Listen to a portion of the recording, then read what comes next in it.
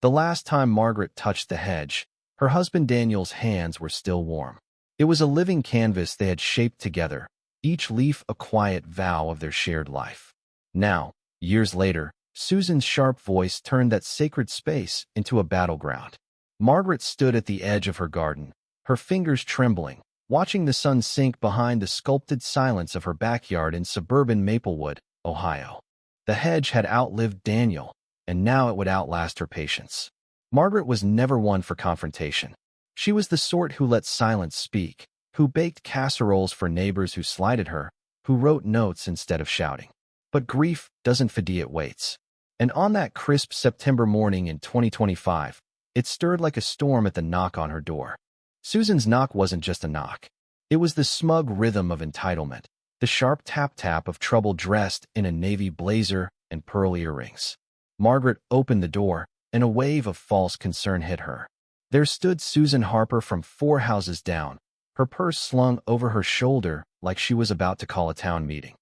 Susan's lips curled into a smile so saccharine it stung.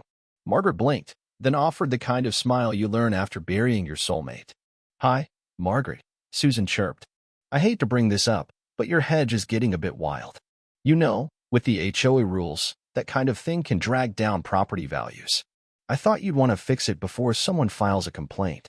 The hedge stood tall behind Margaret's craftsman-style bungalow, lining the north side like a wall of memory. It wasn't just greenery. It was art.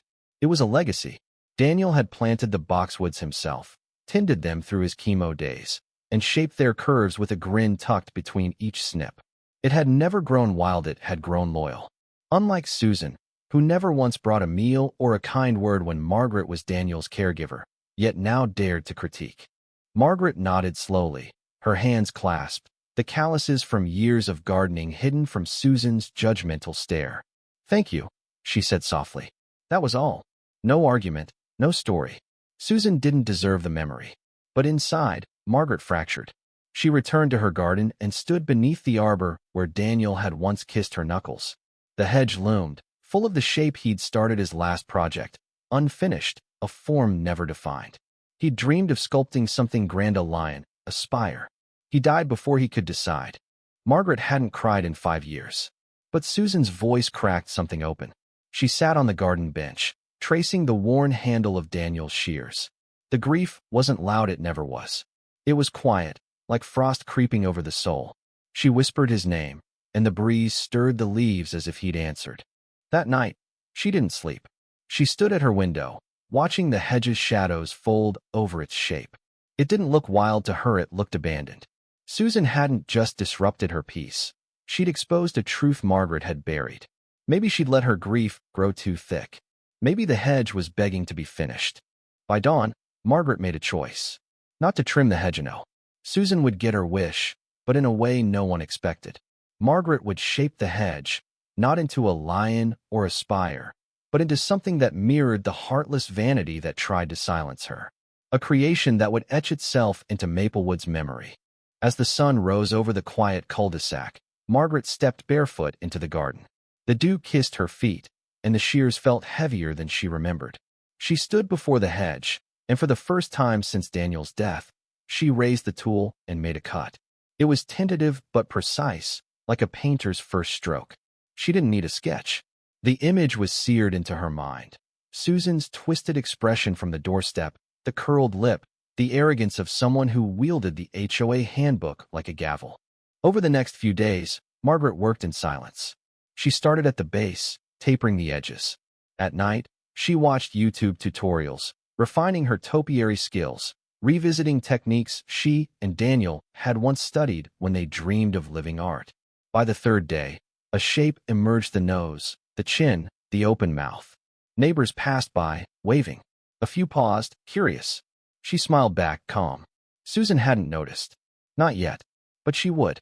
Margaret took no breaks, only sipped tea. Her movements were meditative, but every snip carried intent. Her fingers bled once, but she bandaged them without complaint. The sculpture was taking form, not a statue of beauty, but a frozen scream, a portrait of outrage. The mouth gaped, the eyebrows arched, the eyes glared with judgment. It was unmistakably Susan, captured mid-demand, carved into green eternity. On the seventh day, Margaret stepped back to survey her work. The details were exquisite, from the squint lines to the sharp jaw. The hedge had become a monument to entitlement, her silent answer to cruelty, her final collaboration with Daniel. Her grief, once raw, was now pruned into poetry. She heard a door slam and turned slowly. Susan was marching up the path, clutching a printout. Margaret didn't flinch. She walked to her porch, sat in her rocking chair, and waited. Susan's heels clicked like gunfire. Margaret watched her smile vanish as she saw the hedge.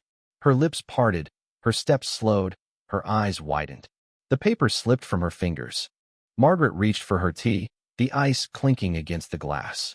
Susan stared, speechless, then turned and hissed, "What is that?" Margaret took a slow sip, her eyes steady. "You asked me to trim it. I thought I'd add a personal touch. Something to reflect the neighborhood spirit." Susan opened her mouth, but no words came. Margaret rocked gently as the wind rustled the leaves of Susan's green, screaming face. The hedge had spoken. That night, Margaret stood barefoot on the brick path, her robe catching the breeze, her breath clouding under the moonlight. The hedge loomed, half-carved, half untouched, its leafy bulk swallowing shadows. There was something sacred in the stillness, something trembling between memory and defiance. She touched a branch that would soon become Susan's cheekbone and wondered if this was vengeance or liberation. She thought of Daniel, his gentle baritone drifting across the garden, guiding her steps to avoid the hoses. He'd been the artist, she the eager apprentice. Together, they'd tamed chaos into beauty. But grief had changed her. She'd shunned effort, as if stillness could freeze time. Now, sculpting Susan's face from that grief, Margaret felt movement again, not away from Daniel, but towards something that honored their shared vision. The next morning brought whispers, not from Susan, but from others. Mr. Thompson, across the street, gave a curious nod as he grabbed his newspaper. Mrs. Larson walked her terrier past Margaret's property twice, her brow furrowed. Margaret said nothing. The hedge was beginning to speak for her. Her muscle memory returned with each pass of the shears. The work was elegant, an intimacy she hadn't felt in years. At night, she caught herself mimicking Susan's expressions in the mirror, chuckling when her mouth stretched into disdain. She was mapping Susan's arrogance onto something timeless. It wasn't just revenge, it was irony carved in foliage. Susan remained oblivious for days, too consumed with appearances to notice the sculpture blooming in Margaret's yard. Margaret watched her berate the garbage truck driver for arriving early and inspect a neighbor's mailbox for scratches. All the while, Susan's face grew in green horror against Margaret's garden wall. Margaret reflected on why this mattered. It wasn't just Susan's demand to trim the hedge. It was her insistence that Margaret erase a piece of her history for the sake of conformity. The hedge wasn't unkempt, it was the last thing Daniel touched. Susan hadn't asked for a trim. She'd told Margaret to bury a memory. That was the betrayal. Margaret worked at dawn and dusk, avoiding the midday sun. This wasn't a performance, it was resurrection.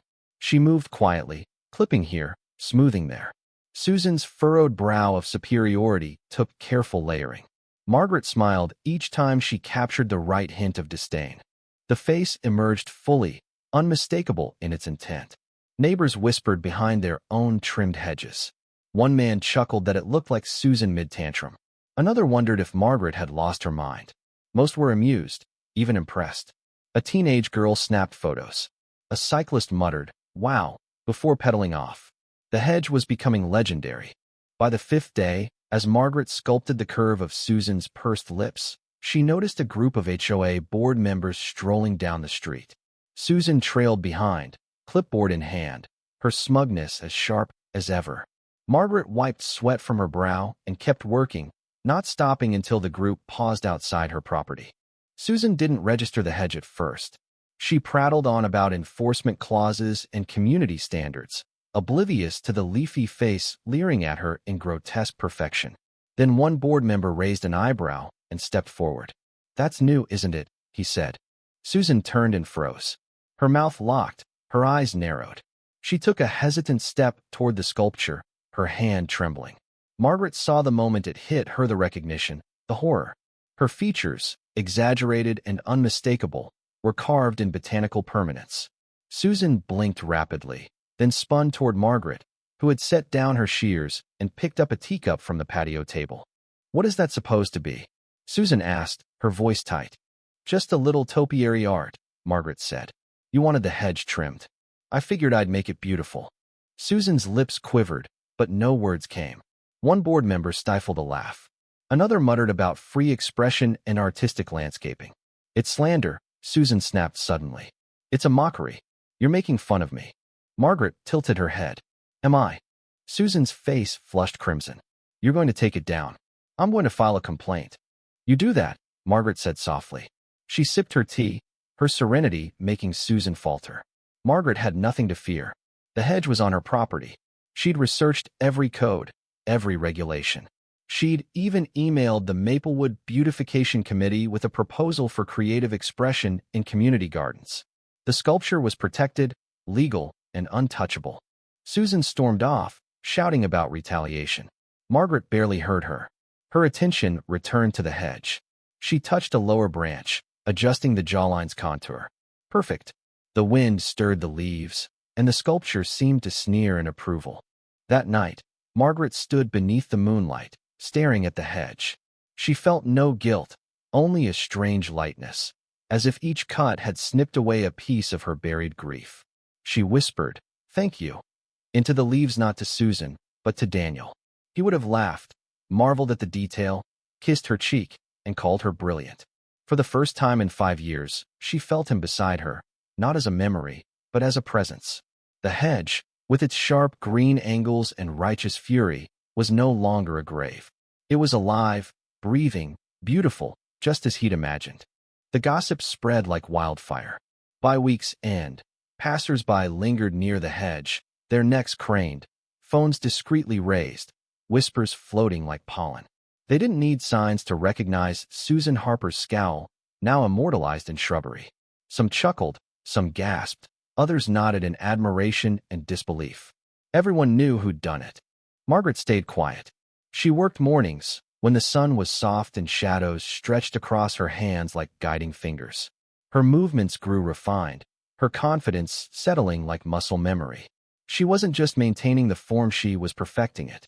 The mouth became a permanent scream, the leaves' shadows falling across the cheeks like streaks of running mascara. Susan's face was frozen in green horror, exaggerated yet eerily accurate. Margaret didn't seek validation or defense. This wasn't a campaign, it was personal, a fusion of grief and defiance, of lost time and reclaimed voice. But the neighborhood buzzed, and soon the murmurs reached Susan. Margaret watched it unfold. Susan began avoiding eye contact with neighbors. Her morning walks were shortened. The clack of her heels grew uncertain, as if each step carried invisible judgment. Her calls to the HOA grew louder, more frequent. Margaret overheard her through an open window, railing about harassment, about how something must be done. But Susan never confronted her directly again. Perhaps she sensed the futility. By the third week, the hedge reached its final form. Margaret stepped back, brushing leaves from her gloves, and stared at the face looming above her. It was haunting, magnificent not just for its artistry, but for the emotion locked in every curve. This was no longer a monument to spite. It was a shrine to endurance, a portrait sculpted not by vengeance, but by someone who'd suffered in silence too long. Word reached the local paper, not because Margaret called, but because a neighbor submitted a photo captioned, "Best hedge on the block." The editor saw the potential. A reporter arrived, camera in hand, offering a polite smile and an interview request. Margaret declined, but didn't stop him from taking pictures. She returned to her garden bench, sipped her tea, and let the hedge speak. The article ran with the headline "Art or Insult." It didn't name names, it didn't need to. The photo of Susan's face, twisted in green agony, dominated the page like a theatrical mask mid-monologue. The piece raised questions about freedom of expression, property rights, and community standards. Online comments flooded in. Most praised the creativity, some defended artistic protest. A few suggested Margaret was unhinged, clinging to grief in bizarre ways. She read them all, her expression unreadable. Susan erupted. Margaret heard the shouting from 3 houses away, doors slamming, windows shutting. A delivery man nearly tripped backing off Susan's porch as she ranted at an HOA member in her driveway. The next morning, Susan marched to Margaret's house, eyes red, breath tight, waving the rolled-up article like a weapon. Margaret didn't answer the door. Susan stood fuming for a minute before stuffing the paper into the mailbox and storming off. The paper sat untouched. Later that week, a handwritten letter arrived in Margaret's mailbox. The envelope bore only her name, the pen's slant betraying hesitation. Margaret opened it in her kitchen, the kettle steaming, morning light catching her mug's rim. The note was brief. "You've made your point. Now please stop. You don't know what I'm going through." No signature, but none was needed. Margaret folded the note and slipped it into a drawer beneath the cutlery. She stood at the window, watching the wind move through Susan's sculpted hair. The irony of Susan's words stung. Susan hadn't known either not the years Margaret sat by Daniel's bedside, the months watching him fade, the days after his funeral when no neighbor, not even Susan, knocked. But Margaret didn't hate her. Hate requires energy. This was about balance. Something shifted after the note. That night, Margaret didn't trim the hedge. She walked past it, her hand brushing its edge, and continued to the backyard, where Daniel's favorite herb garden sat. The scent of thyme and rosemary lingered, overgrown but resilient. Margaret sat on the stone wall, staring at the stars, remembering his laugh, his terrible garden puns, the way he said topiary, like it was magic. She stayed there, letting the ache breathe. She thought about the years she'd spent numb, about Susan's intrusion, about the woman's unraveling now that her control had cracked. Susan was crumbling, not because of the hedge, but because Margaret had done something she couldn't comprehend. Margaret had reclaimed control without shouting. She'd painted pain in green and made the neighborhood see it. That, Susan couldn't fight. The next day, Margaret resumed sculpting, but with a subtle shift. The hedge was nearly complete, but it needed one final touch, not cruel, but truthful. She snipped until the mouth held a single red rose, tucked between its lips. Not a mockery, but a contradiction, a scream softened by beauty, a calm defiance. The neighborhood watched. Susan stayed silent. Margaret smiled, because the garden no longer mourned. It sang. Margaret was watering her roses when the first gasp came from across the street, a sharp sound cutting through the cicada's hum. She didn't turn immediately. She'd learned to wait. But she knew what they'd seen. It had been 2 days since she added the rose. Since then, the bystanders had tripled. Some strolled by casually. Others parked a block away, looping back on foot with phones hidden in their palms. But no one had reacted like this. Margaret glanced up slowly. A young couple stood on the sidewalk, mouths agape, eyes darting from the hedge to her and back. The woman whispered something, then laughed. The man whistled low, muttering about art with teeth. Margaret nodded politely and returned to her roses. They lingered, snapped a photo, and moved on, still murmuring.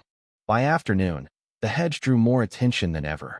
A local blogger posted a picture captioned, "The suburban Mona Lisa of passive aggression." The post went viral within hours, and Margaret's quiet cul-de-sac saw more traffic in a day than it had in a year. Bicyclists, dog walkers, joggers, and teens with gimbap found excuses to pass by. At first, Margaret considered retreating inside, letting the storm pass. But something urged her to stay present. This wasn't about fame, it was about reclaiming space, emotional and physical. She wasn't the widow who vanished after the funeral anymore. She was the woman who turned grief into sculpture, who carved injustice into satire. By mid-morning the next day, Susan arrived. Margaret heard her before she saw her, the squeal of tires, the snap of heels on pavement. Susan stormed up the walkway, tight blouse, clenched fists, eyes narrowed. Her steps faltered as she passed the hedge, her face twisting in recognition. The rose had been too much a flourish, too personal, too humiliating. The neighborhood had seen it, and now half the internet had too. Margaret stood on the porch steps, one gloved hand on her watering can, the other steady at her side. Susan's words spilled out, shrill and desperate. "This is harassment. You've mocked me publicly. You've violated HOA standards. I have every right to demand you take this monstrosity down." Margaret waited until the words stopped vibrating in the air. Then she walked to the gate, unlatched it, and opened it with calm deliberation. Susan flinched, expecting a fight. but Margaret only pointed to a laminated sign beside the hedge. It displayed Maplewood's city code, highlighted clauses on personal landscaping rights, artistic expression, and non-commercial topiary work. Below was a letter from the Beautification Committee, thanking Margaret for her contribution to public morale. Susan read it once, then again. Her shoulders fell. She blinked, turned from the hedge as if it might speak, and whispered, "Why would you do this to me?" It wasn't rage, Anna Marie, it was small, cracked. Margaret stared past her, at the hedge. Quietly, she said, "You told me to forget him. That was the day you demanded I cut it down." Susan's face twitched. Her mouth opened, but nothing came. Margaret didn't wait. She returned to her garden bench, trimming the ferns beside her. Susan stood frozen, the cicadas filling the silence. Later that day, a city car arrived. A middle-aged man stepped out, clipboard in hand, following up on an anonymous complaint. Margaret handed him a folder. He read it, his brow lifting, a faint smile forming. "You're well prepared," he said. "I've had time," Margaret replied. He nodded, thanked her, and left. Margaret watched him pass Susan's house. The blinds twitched, but no one appeared. By dusk, the sky burned the color of smoldering ash. Margaret lit her garden lanterns, and the hedge glowed in soft orange light, the shadows deepening its carved expression. The rose stood out like a drop of blood in moonlight.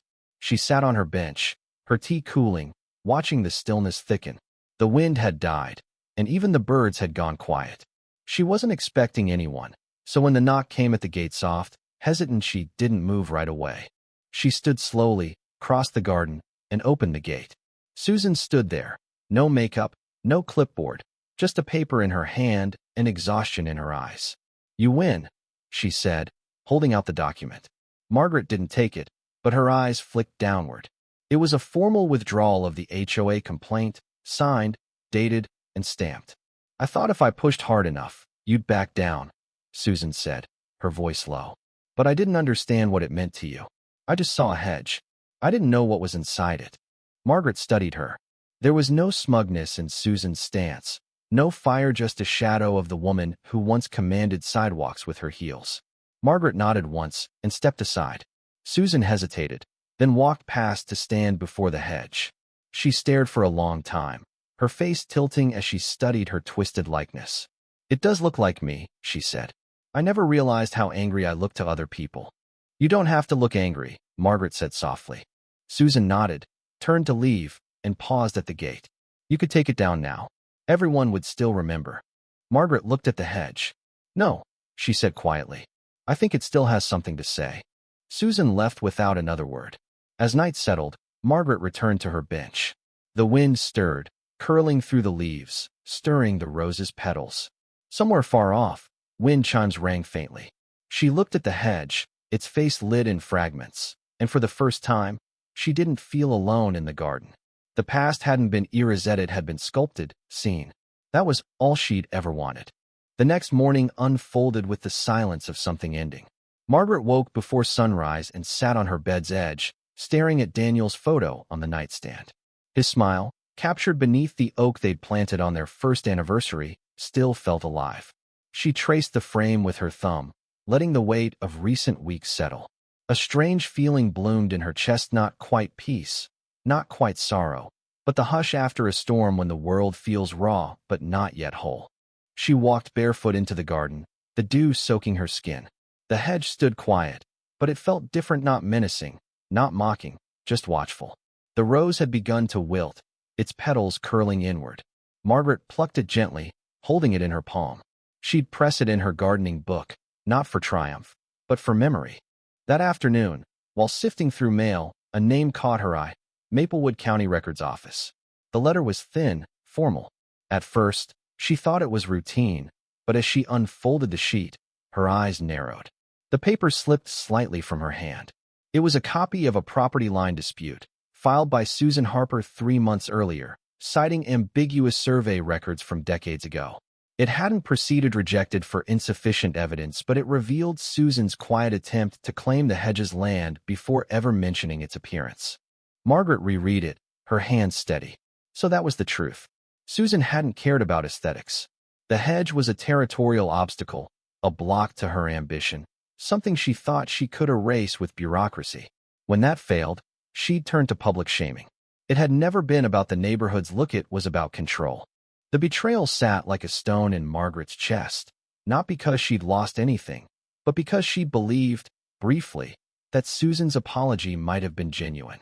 It wasn't. It was a retreat masked as remorse, a tactic cloaked in soft words. Margaret didn't feel rage, just a tired wisdom, the kind that comes from seeing disappointment repeat itself. That evening, Susan reappeared. Margaret was tending her herb bed when she heard footsteps on gravel. She turned slowly. Susan stood at the path's edge, holding a tray covered with a linen cloth. "I brought lemon bars," she said, like a child offering penance. Margaret wiped her hands on her apron and looked at the tray, but said nothing. "I thought it might be a gesture," Susan added. Margaret stepped forward, took the tray, and set it on the bench without speaking. She didn't invite Susan to sit. The silence stretched long and awkwardly. "I saw people online talking about the Hedge again," Susan said after a while. "I guess it's kind of famous now." Margaret didn't respond. She watched bees dance across the basil flowers, noting how Susan fidgeted with her purse strap. "I didn't mean for things to get so bad," Susan continued. I had this plan to extend my driveway. I thought if the hedge came down, I could adjust the line a bit. I know that sounds awful. It wasn't personal." Margaret turned to face her. "That hedge was the last thing my husband planted before he died. He never finished it, was too sick. I left it because I couldn't bear to change it. Then you showed up and told me to erase it like it was nothing. That wasn't just a hedge. That was grief you stepped on." Susan's mouth opened, but Margaret raised a hand. "I'm not angry you didn't know. I'm angry you didn't care to ask." Susan's shoulders slumped. For the first time, she looked genuinely small, not just shaken. She turned to leave, but Margaret's voice stopped her. "You filed a claim on the property line 3 months ago. Before you ever complained, before we spoke." Susan froze. "I found out this morning." "It didn't go through," Margaret added. "But it told me everything." Susan turned slowly, her face unreadable. Then she did something unexpected. She nodded. "I did. I wanted the land. I thought I could shift things. I didn't think anyone would notice." "You seemed detached." "I was grieving," Margaret said. "I know that now," Susan replied. "I didn't before. I thought you were weak." Margaret walked past her and opened the gate. "You should go," she said. "The garden needs rest." Susan looked like she wanted to say more, but didn't. She stepped out, the gate closing with a quiet click. Margaret returned to her bench, staring at the lemon bars. She didn't touch them. She watched the light fade, the stars emerging in their ancient patterns. Above, the hedge swayed, its shadow long across the grass. She thought of Daniel, how he believed in redemption, even for those who didn't deserve it. He'd have given Susan a second chance. Margaret wasn't sure she could. Not yet. The final days of summer bled into September, the air carrying autumn's first cool breath. Margaret moved more slowly, not from fatigue, but from deliberation. Each step in her garden felt rooted, as if she belonged in her skin again. The hedge stood as it had when she placed the rose, though the flower had dried and crumbled. She didn't replace it. Some things, once they've spoken, are meant to fade. Margaret hadn't spoken to Susan since the lemon bars, and she didn't need to. Susan stopped her daily patrols. Her porch sat empty in the evenings. Even her prized hydrangeas looked wilted, as if they'd tired enough of conflict. Neighbors asked if Margaret would trim the hedge now that the dust had settled. She smiled and said nothing. The hedge wasn't a message, Anna Maria, it was a monument, and monuments don't shrink once their truth is carved. Then came the letter, tucked between a circular and a catalog, bearing the Maplewood Beautification Committee's seal. Margaret opened it at her kitchen table, her hand cautious. They were nominating her hedge for a Community Art Award, with a ceremony planned for October. Press would attend, and city officials too. They wanted to honor local expressions of healing through landscape. Margaret set the letter down and stared at it. She felt no pride, just a soft pulse of closure. A week later, the HOA met for its quarterly review. Margaret never attended, but this time she went, wearing her white blouse. Daniel used to say it made her look like a garden commercial heroine in a scarf he'd bought her on a rainy Maine vacation. She sat near the back, unnoticed at first, her presence quiet but anchored. When her name was called during new business, a murmur rippled through the room. Susan sat at the head, her expression unreadable, her fingers twisting a pen. The board president cleared his throat. As most of you know, we've received inquiries about the Hedge sculpture at Mrs. Ellis's residence. The board has reviewed regulations, and while some expressed concern over its depiction, it falls within her legal rights. Given the city's recognition, we feel it's best to support rather than suppress. A few claps followed. Someone whistled low. Susan said nothing, her eyes fixed on the table. The president continued. A motion was submitted suggesting a guideline to restrict topiary resembling individuals in a negative light. All eyes turned to Susan, who finally looked up. She met Margaret's gaze briefly, but Margaret didn't flinch. "I withdraw the motion," Susan said quietly. "You are certain?" the president asked. Susan nodded. "Then we move forward." After the meeting, Margaret headed to the door. She didn't expect Susan to follow, but halfway across the parking lot, she heard heels shuffling behind her. She turned. Susan stood in the twilight, arms crossed, not in anger, but to steady herself. "I thought I could erase it with rules," she said. "I thought if I made enough noise, people would stop seeing it. But they just looked harder." Margaret waited. "I was trying to protect what little dignity I thought I had left," Susan admitted. "But the more I tried to erase it, the more it felt like I was erasing myself." "You could always grow something new," Margaret said. Susan gave a sad smile. "I don't think my garden would forgive me yet." Margaret turned and walked to her car without another word. That night, on her porch with chamomile tea, the wind stirred the hedge. The shadows danced across the carved face, but it no longer seemed cruel, still screaming, but softened by the stillness. Margaret closed her eyes and listened. The city ceremony arrived. Margaret attended, declining to speak publicly. She accepted the certificate with quiet grace, smiled for photos, and left before the reception ended. She didn't need applause. The moment was complete before the award. But she decided on one last act. The following week, Margaret took out Daniel's small shears, their red handles worn. She stood before the hedge, examining the face. Then she began to trim, not to destroy, but to evolve. She softened the eyes' lines, blurred the jawline slightly. The mouth stayed open but curved to suggest something uncertain, not fury, not peace. When she finished, the sculpture no longer screamed. It watched, it waited, it endured. Neighbors still stopped by, but fewer took pictures. They seemed to understand the hedge was no longer a performance, it was part of Maplewood's rhythm, like the maples or sprinklers at dusk. Children pointed and giggled. Adults glanced and looked away, as if seeing something too personal. Susan moved away in mid-October. No announcement, no sales sign. One morning, she was gone. Margaret stood on her porch, rake in hand, watching the empty driveway. No moving truck, just silence.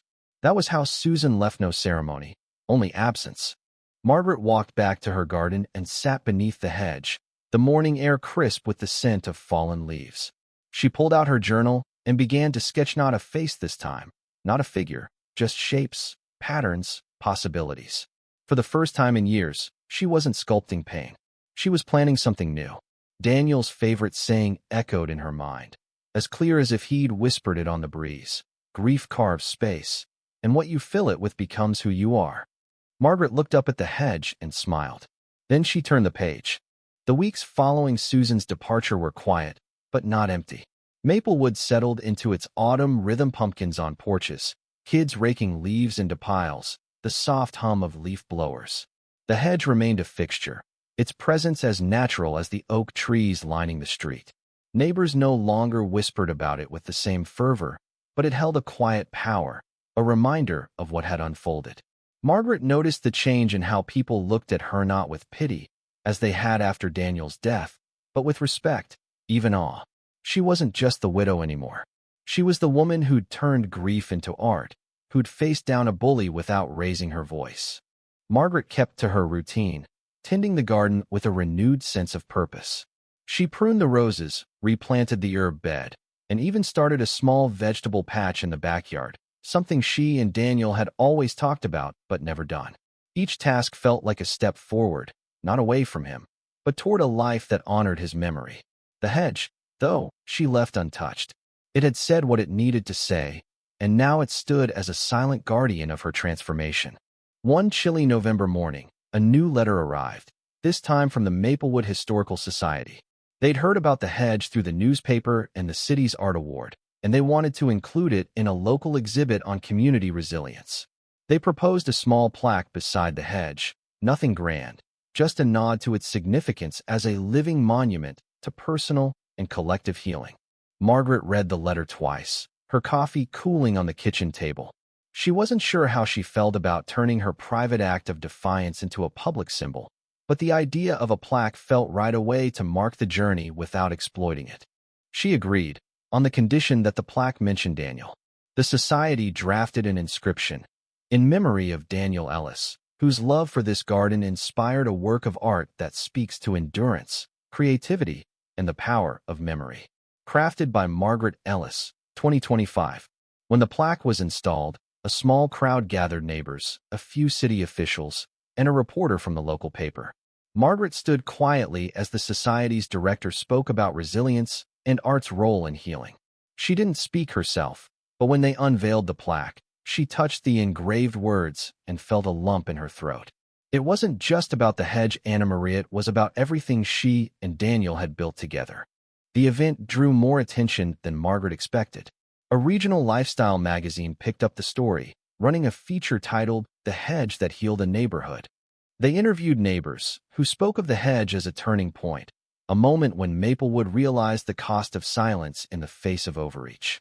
One neighbor, Mrs. Larson, admitted she'd been too afraid to challenge Susan's HOA crusades until Margaret's hedge gave her courage to speak up at meetings. Another, Mr. Thompson, called it the best kind of rebellion, quiet, legal, and impossible to ignore. The article also mentioned Susan, though not by name, referring to a neighbor whose demands sparked the creation. Margaret was glad they didn't name her. Susan had been the catalyst, but the story wasn't about her anymore. It was about what Margaret had reclaimed: her voice, her garden, her life. Still, she couldn't help but wonder where Susan had gone. No one seemed to know. Her house sat empty, the hydrangeas browning in the November frost. Margaret didn't wish her ill, but she felt no need to forgive, either. Some wounds don't need closure, they just need space to breathe. As winter approached, Margaret noticed a shift in the neighborhood's dynamic. The HOA meetings, once dominated by Susan's clipboard and sharp tone, became more collaborative. A new president was elected, a retired teacher named Clara, who prioritized community over control. Clara stopped by Margaret's house one evening with a bottle of homemade cider and an invitation to join the beautification committee. "We could use someone with your eye," she said, glancing at the hedge with a smile. Margaret declined politely but promised to help with the spring garden tour. It was enough to be part of the community without leading it. The hedge itself began to change with the seasons. Frost dusted its leaves, softening the carved features, making the face look less like a scream and more like a quiet reflection. Margaret didn't trim it, but she cared for it, brushing snow from its branches, ensuring it stayed healthy through the cold. She decided it would stay as it was, at least for now. It wasn't just a sculpture, it was a conversation, one that continued to unfold with every passerby who paused to look. One snowy afternoon, a young woman knocked on Margaret's door. She introduced herself as Emily, a graduate student studying public art at a nearby university. She'd read about the hedge and wanted to include it in her thesis on art as protest. "It's not just beautiful," Emily said, her breath clouding in the cold. "It's political. It challenges power structures in such a subtle way." Margaret invited her in for tea, intrigued by her passion. They talked for hours about art, grief, and the ways communities heal. Emily asked if Margaret considered herself an activist. Margaret laughed, the sound surprising her. "I'm just a gardener," she said. But as Emily left, Margaret wondered if there was truth in the label. She hadn't set out to change anything, but she'd changed everything. The conversation with Emily sparked something in Margaret. She began to see the hedge not just as her story, but as part of a larger one. She started a small journal, not for sketching, but for writing thoughts about grief, about standing up, about the quiet power of creation. She didn't share it with anyone, but the act of writing felt like planting seeds, each word a step toward understanding what she'd done and why it mattered. By December, the hedge had become a local landmark. Tourists occasionally stopped by, drawn by the magazine article or social media posts. Margaret didn't mind, as long as they respected her privacy. She put up a small sign near the plaque, asking visitors not to touch the hedge or take close-up photos. Most complied, and those who didn't were gently redirected by neighbors who'd taken to watching out for Margaret's peace. One evening, as Margaret sat by her fireplace with a book, she heard a car slow outside.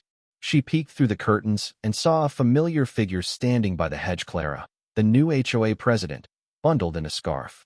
Clara wasn't looking at the sculpture, though.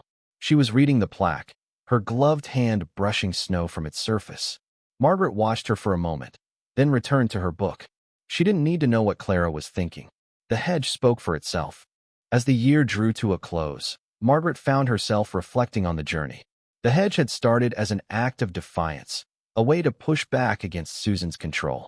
But it had become so much more a mirror for the neighborhood, a canvas for her grief, a testament to resilience. She thought about Daniel, how he'd have loved the chaos and beauty of it all. He'd have been the first to suggest adding the rose, the first to laugh at the HOA's flustered response. She missed him fiercely, but the ache was different now. It wasn't a weight, it was a warmth, a reminder of what they'd built and what she was still building. On New Year's Eve, Margaret hosted a small gathering for a few neighbors. It wasn't a party, just tea and cookies in her cozy living room, the fire crackling. They talked about the year, about the hedge, about the changes in Maplewood. Mrs. Larson brought up Susan, wondering aloud if she'd ever come back. "I don't think so," Mr. Thompson said. "She didn't fit here anymore." Margaret stayed quiet, sipping her tea. She didn't need to add anything. The conversation moved on, and as the clock struck midnight, they raised their mugs to new beginnings. The next morning, Margaret woke to a soft snowfall. She bundled up and walked to the garden, her boots crunching in the snow. The hedge stood dusted in white, its features softened but still clear. She touched the plaque, tracing Daniel's name. "We did it," she whispered. The wind answered, stirring the leaves, and for a moment, she felt him there, smiling. She returned inside, her journal waiting on the kitchen table. She opened it to a fresh page and began to write, not about the hedge, but about what came next. The vegetable patch needed planting. The roses needed pruning. And maybe, just maybe, she'd try sculpting something new, not out of grief, but out of hope. The space Daniel's loss had carved was still there, but she was filling it with something new. She was becoming someone new. As January unfolded, Margaret noticed a subtle shift in herself. She laughed more easily, spoke up at the garden club meetings, even volunteered to help with the spring tour. The hedge remained, but it no longer defined her. It was a chapter, not the whole story. She started inviting neighbors over for coffee, not to talk about the hedge, but to share stories, recipes, plans for the future. Maplewood was changing, and so was she. One afternoon, while sorting through old photos, Margaret found a picture of her and Daniel in the garden, his arm around her, both of them laughing. She pinned it to the fridge, not as a relic, but as a reminder. Grief hadn't destroyed her, it had shaped her. And the hedge, with its fierce green face, was proof of that. The winter of 2025 wrapped Maplewood in a quiet embrace, the kind that softens edges and mutes the world's noise. Margaret Ellis moved through her days with a steady rhythm, her garden a sanctuary even under snow. The hedge, now a local legend, stood as a silent sentinel, its carved face softened by frost but still unmistakable. It no longer screamed, it watched, its presence a quiet testament to Margaret's journey from grief to resilience. But the story wasn't over. The hedge had sparked something in Margaret, and as spring approached, she felt the stirrings of a new chapter, one she hadn't expected but was ready to embrace. January gave way to February, and the first signs of thaw appeared. Margaret spent her mornings planning the vegetable patch, sketching layouts for tomatoes, zucchini, and beans. She ordered seeds from a catalog, something she hadn't done since Daniel was alive. Each choice felt like a small act of faith, a belief that life could grow again. The hedge, though, remained untouched.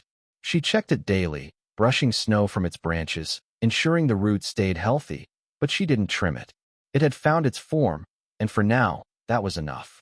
The Maplewood Historical Society's plaque drew occasional visitors, mostly locals curious about the famous hedge. Margaret greeted them politely, answering questions about its creation but steering clear of the drama with Susan. That part of the story felt distant now, like a storm that had passed. She preferred to talk about Daniel, about how he'd taught her to see a garden as a canvas. Visitors left with smiles, often thanking her for giving Maplewood something to talk about besides HOA rules. One crisp February morning, a new face appeared at Margaret's gate. It was Laura, a middle-aged woman who'd recently moved into Susan's old house. Laura introduced herself with a warm smile, holding a plate of homemade scones. "I heard about the Hedge," she said, glancing at the sculpture. "It's incredible. I'm a painter, so I get what it means to make something that speaks." Margaret invited her in, and over tea, they talked about art, gardens, and starting over. Laura had left a corporate job to pursue painting full-time, a leap that reminded Margaret of her quiet reinvention. They parted as friends, with Laura promising to join the garden club. Laura's arrival marked a shift in the neighborhood. Susan's absence had left a void, but it was being filled with new energy. The garden club grew, with Laura and others bringing fresh ideas for community projects. Margaret found herself at the center of it, not as a leader, but as a quiet influence. She suggested a communal herb garden near the park, an idea that took root quickly. Neighbors who'd once kept to themselves started showing up to meetings, inspired by the Hedge's legacy of standing up and standing out. By March, the Hedge was no longer the only topic of conversation. The community herb garden became Maplewood's new pride, with Margaret and Laura co-chairing the planting day. Dozens of neighbors turned out, digging and laughing under a pale spring sun. Kids ran through the dirt, planting basil and mint, while adults swapped stories about their gardens. Margaret watched it all from a folding chair, her hands dusted with soil, and felt a warmth she hadn't known in years. This was what Daniel would have loved, not just the Hedge, but the way it had ripple effects, bringing people together. The Hedge itself began to green up as spring arrived, its leaves vibrant against the warming air. Margaret noticed how the softened features she'd sculpted last fall held their shape, the face now more contemplative than confrontational. She liked it this way. It wasn't about Susan Anna Marie, it was about endurance, about turning pain into something lasting.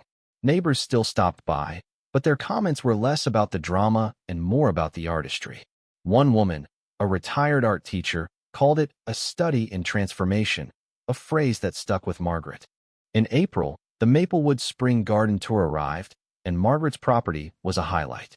She spent days preparing, not just the Hedge, but the entire garden: roses pruned, herb bed tidied, vegetable patch sprouting. Visitors wandered through, marveling at the Hedge, but also at the care in every corner of her yard. Laura brought her easel, painting the Hedge in real time, her canvas capturing its green curves against the blue sky. The tour raised funds for the community garden, and Margaret felt a quiet pride, not in the attention, but in being part of something bigger. One evening after the tour, Margaret sat down with her journal, now filled with months of thoughts and sketches. She flipped through it, tracing the evolution of her ideas. The early pages were heavy with grief, the words jagged, the sketches sharp. But later entries softened notes about the vegetable patch, ideas for the community garden, even a rough drawing of a new topiary, maybe a bird or a tree. She realized she was no longer writing to process pain, but to imagine possibility. The journal had become a map, not of where she'd been, but of where she was going. That same week, a letter arrived from Emily, the graduate student who'd visited in December. She'd finished her thesis and included a copy of the chapter about the Hedge, titled "The Politics of Green: Art as Resistance in Suburbia." Margaret read it slowly, struck by Emily's analysis. She described the Hedge as a subversive act of memory, one that challenged not just HOA control, but the broader expectation that grief should be hidden. Emily had interviewed neighbors who spoke of the Hedge as a wake-up call, a reminder to value each other's stories. Margaret set the thesis down, her eyes misty. She hadn't set out to be political, but she'd started something that resonated far beyond her garden. As May bloomed, Margaret made a decision. She'd been thinking about it since the garden tour, since Laura's painting, since Emily's thesis. The Hedge was complete, but it didn't have to be the end of her art. She wanted to create again, not out of defiance, but out of joy. She started small, shaping a corner of the backyard into a new topiary, a simple spiral, no faces, just form. It felt like a conversation with Daniel, a continuation of their shared love for living art. Each snip was deliberate, each curve a promise to keep growing. The neighborhood noticed. Laura stopped by one afternoon, watching Margaret work on the spiral. "You're not stopping, are you?" she teased. Margaret laughed. "I'm just getting started." Laura grinned and offered to help, and soon they were working together, swapping ideas for new garden projects. The spiral became a symbol of Margaret's next phase: simple, elegant, forward-looking. By late May, Maplewood was unrecognizable from the tense cul-de-sac of the previous fall. The community garden thrived, the HOA was less rigid, and neighbors greeted each other with genuine warmth. Margaret's hedge remained a landmark, but it was no longer the only story. Her vegetable patch yielded its first tomatoes, which she shared at a neighborhood potluck. Laura's painting of the hedge hung in the community center, a quiet nod to the past. And Margaret, once the silent widow, was now a fixture, someone who listened, advised, and inspired. One sunny afternoon, as Margaret watered her spiral topiary, a familiar figure appeared at the gate. It was Clara, the HOA president, holding a small package. "This came to the community center by mistake," she said, handing it over. Margaret opened it to find a note and a small, framed sketch. The note was from Susan, postmarked from a town in Indiana. It read, "I saw the article about your award. I'm sorry, truly. I'm trying to grow something new here. This is how I remember your garden." The sketch was of the hedge, not as a screaming face, but as a soft, leafy wall, peaceful and green. Margaret stood still, the note in her hand. She didn't feel anger, nor did she feel the need to forgive. Susan's apology was hers to carry, not Margaret's to resolve. She tucked the note into her journal and hung the sketch in her kitchen, not as a trophy, but as a reminder that even the hardest hearts can shift, given time. Daniel would have liked that, she thought. He'd always believed in second chances. That evening, Margaret sat on her porch, the hedge glowing in the sunset. She thought about the past year, the pain, the defiance, the unexpected beauty that had emerged. The hedge had been her voice when she couldn't speak, her strength when she felt weak. But it was more than that. It was proof that grief, when faced, could become something extraordinary. She wasn't the woman who'd stood trembling at Susan's knock a year ago. She was someone new, sculpted by loss but defined by what she'd created. The next morning, Margaret woke early and walked to the garden. She carried Daniel's small shears, the ones with the worn red handles. She stood before the hedge, not to change it, but to honor it. She snipped a single leaf, letting it fall to the ground, a quiet thank you to the journey. Then she turned to her spiral topiary, her vegetable patch, her herb bed. The garden was alive, and so was she. As summer approached, Margaret planned a new project, a community art garden, where neighbors could create their topiaries, sculptures, or plots. She pitched it to the garden club, and the response was overwhelming. Laura offered to teach painting classes, Clara secured funding from the city, and even Mr. Thompson volunteered to build benches. Margaret smiled as they brainstormed. Knowing this was the legacy, she wanted not just a hedge, but a space where others could find their voices. The hedge stood through it all, its face a quiet witness to Maplewood's transformation. It wasn't about Susan anymore, or even about Margaret. It was about what happens when someone dares to stand up, to create, to endure. Margaret knew she'd never forget the scream she'd carved, but she also knew it wasn't the end. Her garden, her life, was just beginning to bloom. This story is about more than a hedge. It's about the power of standing up to injustice, the weight of grief, and the beauty of turning pain into something meaningful. Margaret's journey resonates because it's universal. We've all faced moments where we've had to decide whether to stay silent or fight back, whether to let loss define us or to let it shape us into something stronger. Now, I'd love to hear from you. What do you think about Margaret's response to Susan's demands? Was her act of sculpting the hedge a justified rebellion, or did it cross a line into personal attack? How do you view the role of art in confronting bullying or injustice in our lives? Share your thoughts in the comments below. I am curious to hear your perspectives, especially on how we navigate conflict and heal in our communities. Let's keep this conversation going.